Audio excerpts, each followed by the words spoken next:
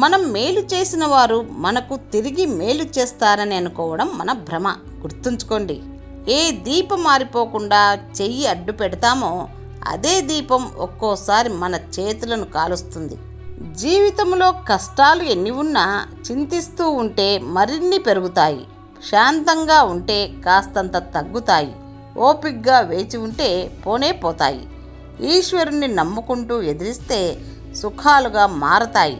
నువ్వు సత్యం వైపు ఉంటే ఒంటరిగా మహావృక్షంలా నిలబడడానికి సిద్ధంగా ఉండాలి. ఒకవేళ పడిపోవలసి వస్తే మళ్ళీ మొలకెత్తడానికి విత్తనంలాగా ఉండాలి. ఆలోచనలు అంటువ్యాధి లాంటివి. మీరు నెగిటివ్గా ఆలోచించడం మొదలు పెడితే నెగటివ్గానే వస్తాయి. పాజిటివ్గా ఆలోచించడం మొదలు పెడితే పాజిటివ్ ఆలోచనలే వస్తాయి. ఓడిన ప్రతిసారి లక్ష్యాన్ని మార్చుకుంటే ఎప్పటికీ గమ్యాన్ని చేరలేవు. ఓడిన చోటే గెలుపు మార్గాలు దాగి ఉంటాయి. వాటిని గుర్తిస్తే విజయం మీ సొంతం అవుతుంది. పోగొట్టుకున్న ఆనందం అన్నిసార్లు కోల్పోయిన చోటే దొరకదు. ప్రతిసారి అక్కడే వెతకకు. అతి ప్రేమ, అతి వినయం ఈ రెండు ఎప్పుడూ ప్రమాదమే. మనిషికి డబ్బు ఇచ్చే ధైర్యం కంటే మనిషికి మనిషి ఇచ్చే నమ్మకం చాలా గొప్పది. ఒక బంధం బలంగా ఉండాలంటే ప్రేమని మాత్రమే ఇస్తే సరిపోదు, నమ్మకాన్ని కూడా ఇవ్వాలి. నిన్ను చులకనగా చూసే ప్రతి ఒక్కరికి నీ గెలిపే సమాధానం ఇవ్వాలి. నీకు భరించలేని బాధను, పట్టరాని సంతోషాన్ని ఎక్కువగా ఇచ్చేది నీవు ఎక్కువగా ప్రేమించిన వారే. నీ వెంటరాని ఇంటిని, ఒంటిని రోజు కడుగుతావు. మరి నీ వెంట వచ్చే మనసునెప్పుడు కడుగుతావు? చనిపోయిన తరువాత శవానికి నిప్పు పెట్టే వాళ్ళకన్నా బ్రతికున్నప్పుడు మనసుకు నిప్పు అంటించే వాళ్ళే ఎక్కువ.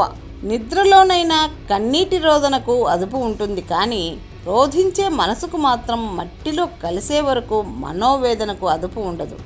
నీ మనసును నీవు అదుపు చేసుకోలేకపోతే అదే నీకు ప్రధాన శత్రువుగా మారుతుంది.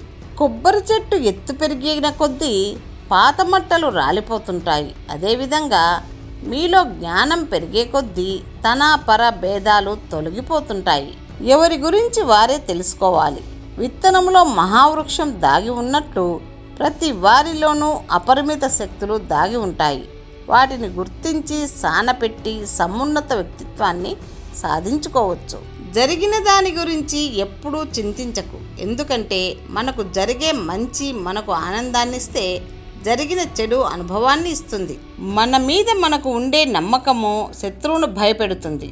మన మీద మనకుండే అపనమ్మకం శత్రువు బలాన్ని పెంచుతుంది. పోగాలము దాపురించినప్పుడు మనకి అక్కర్లేని దాని మీదనే మనసు పడుతుంది. గొప్పతనం అనేది సొంత డబ్బా కొట్టుకుంటే రాదు.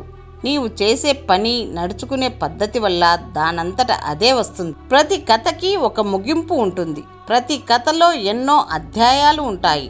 ఒక్కో అధ్యాయము ఒక్కో అద్భుతం. నిజాయితీతో పాటే మొండితనం కూడా ఉంటుంది. విధేయతతో పాటే మంచి ప్రవర్తన కూడా ఉంటుంది. ప్రేమతో పాటే కోపం కూడా ఉంటుంది. చరిత్రకు కావలసింది మీరు ఎలా బ్రతకారని కాదు, మీరు ఎలా గెలిచారని మాత్రమే. బ్రతికి చూపించకండి, గెలిచి చూపించండి. డబ్బే జీవితమని అనుకున్న వాళ్ళకి మనుషుల్ని ఎలా వాడుకోవాలో తెలుస్తుంది. మనిషే ముఖ్యమని అనుకున్న వాళ్ళకి ఎదుటి వాళ్ళ చేతిలో ఎలా మోసపోవాలో తెలుస్తుంది. కాదంటారా? కొన్ని నటించే బంధాలు తీయగా మధురంగానే ఉంటాయి. కొన్ని నిజమైన బంధాలు కఠినంగా కష్టంగానే ఉంటాయి. ఇది అందరికీ తెలిసిన నిజం. అయినా సరే మనం ఎప్పుడూ నటించే వాళ్ళనే బాగా నమ్ముతాం. ఒక ఆడపిల్ల జీవితంలో ఇద్దరు వ్యక్తులు కరెక్ట్గా ఉంటే చాలు. నాన్న, భర్త. నీకేమైనా అయితే నీకు నేను ఉన్నాను అని చెప్పే నాన్న, ధైర్యంగా నువ్వు ముందుకు వెళ్ళు, నేను ఉంటాను తోడుగా అని చెప్పే భర్త.